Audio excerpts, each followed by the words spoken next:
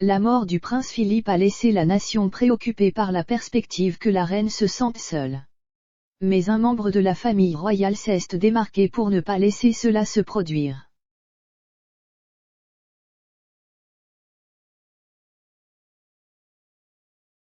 Sa Majesté la Reine, 95 ans, a partagé sa maison avec son défunt mari, le prince Philippe, duc d'Édimbourg pendant plus de 73 ans, depuis leur mariage en novembre 1947 jusqu'à son décès en avril 2021. Les fans et experts royaux s'inquiétaient de l'absence du le-duc, que le monarque a décrit comme sa force et son séjour aurait un impact sur elle.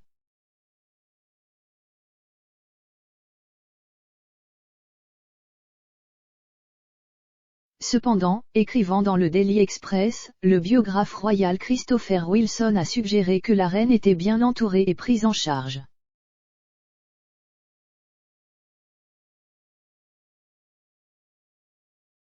Il a déclaré, alors que la tête qui porte la couronne peut se sentir plus seule que jamais, le cœur qui dirige la maison de Windsor a reçu beaucoup de soutien.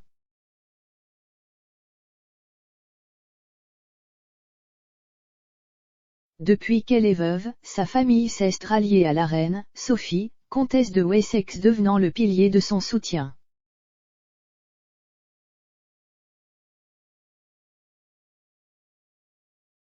Sophie partage la passion de la reine pour les chevaux, et ils ont régulièrement monté ensemble à Windsor au cours des 15 dernières années, mais ils ont plus en commun que cela.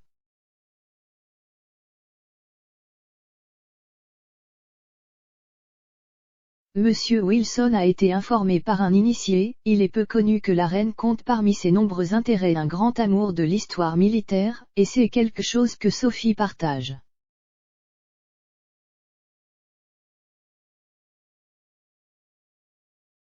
Ils échangent des livres sur le sujet.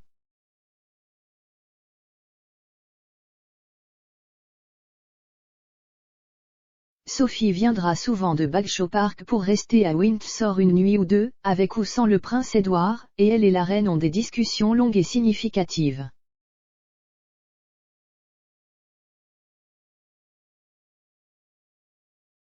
Sophie, 56 ans, est récemment devenue une royale préférée à la fois pour son travail et son aide à sa belle-mère.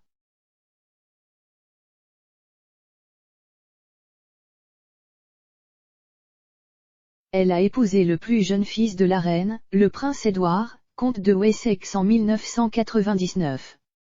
Depuis lors, elle a vu et aidé le cabinet traverser une série d'incidents.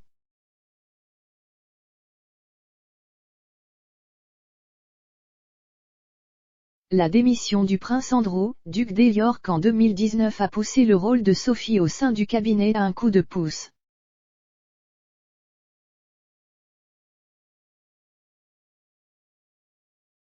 Ensuite, le départ du prince Harry et de Meghan, duc et duchesse de Sussex, qui se sont retirés du palais et ont déménagé aux États-Unis l'année dernière, a encore renforcé sa position.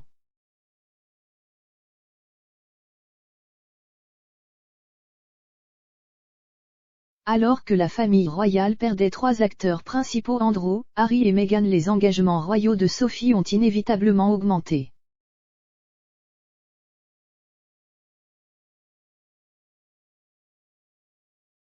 Elle et son mari réalisent actuellement plus de 500 engagements royaux par an, plus que le prince William et Kate, le duc et la duchesse de Cambridge.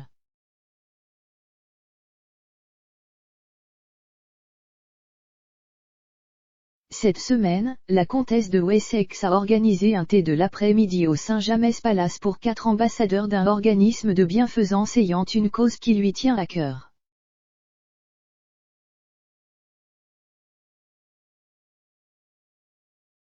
La Scar Free Foundation, dont elle est la marraine depuis 2003, vise à parvenir à une guérison sans cicatrice grâce à une recherche médicale qui change la vie.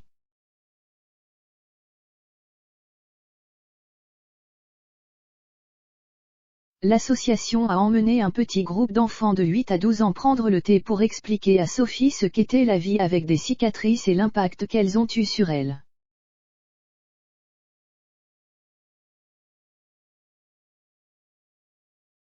La comtesse a déclaré « Je suis si reconnaissante que vous aidiez à éduquer et à informer les gens sur les problèmes de cicatrices.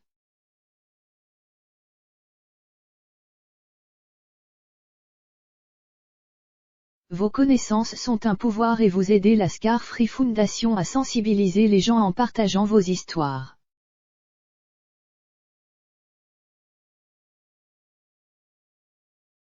Il est important que les gens voient la personne, pas seulement les cicatrices.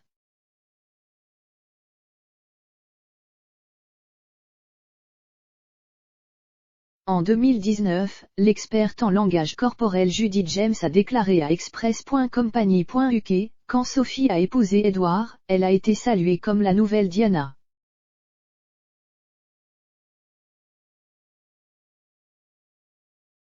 Mais ce qui a suivi ressemblait à une classe de maître dans le rôle de la mariée royale sans feuilleton qui a réussi à avoir une influence stabilisatrice sur son mari tout en gardant la presse et les fans royaux au minimum.